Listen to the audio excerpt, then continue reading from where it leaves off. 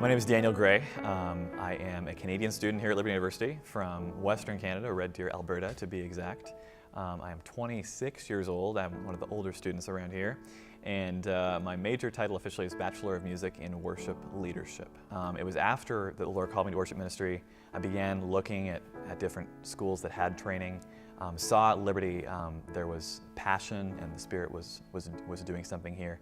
And from that point on, I was waiting for the Lord's timing and provision to come.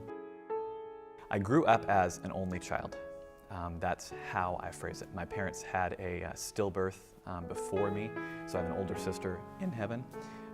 But I grew up as an only child. And so our family was the three of us, my mom, my dad, and me.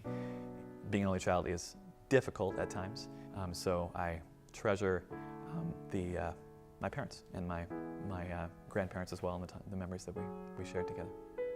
Well, Shine is the Liberty University School of Music's a cappella ensemble. It has been around for a while now, really starting to take off. We've got some amazing opportunities this year, but over time I've moved to being one of the group leaders.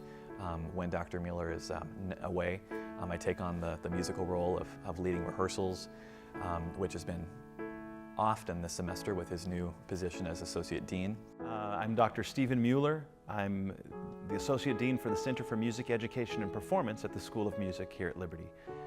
Daniel has been one of my students, in particular one of my voice students, since he arrived here at Liberty University, so I've known him for 4 years now. But we meet one-on-one and we go over different music required by their degree. Daniel is a music and worship major, so I've watched Daniel develop from when he came in to where he is now. He's progressed tremendously and grown as a musician and really matured as a person. So I've been impressed with his diligence and his work ethic over these years.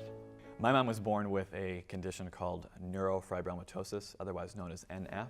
It causes tumors to grow in nerve tissue internally or externally in the body. There was a small tumor that was discovered in her spine. In the course of the years 2011 to 2017, she had a total of 3 spinal surgeries. Towards the latter part of that period of time, chronic pain really became a reality in her life. Her pain level was steadily increasing, but my dad and I would witness her crying out sometimes because she'd get these spasms that were just too much to bear.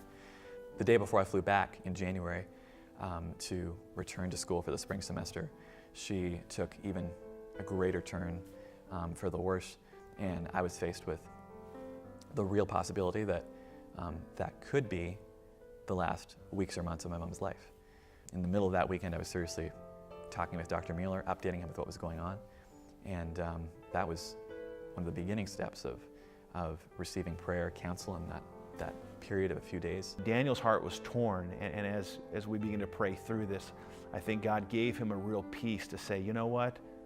School will be here, and the God who has provided for him to get here and stay here would make that opportunity available again, and he decided to withdraw from school in January.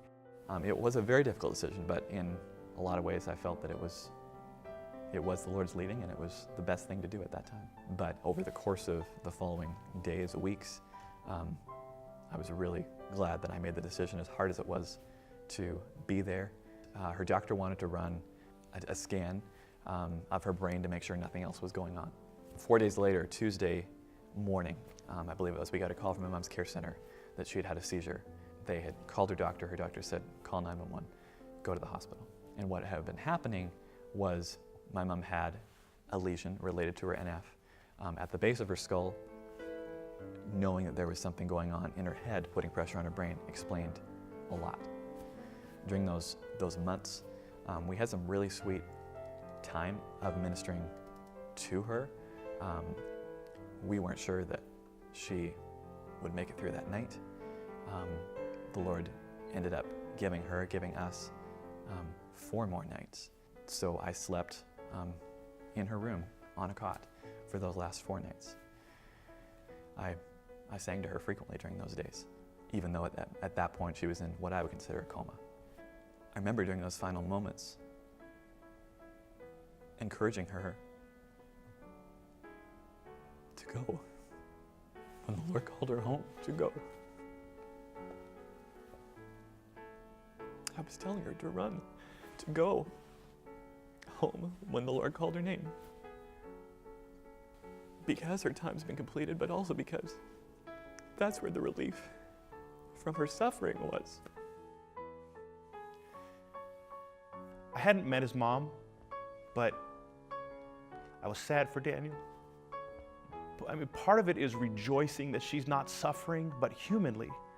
We're grieving for our friend and our brother, knowing that he would miss his mom and that he would need to really be there and encourage his dad.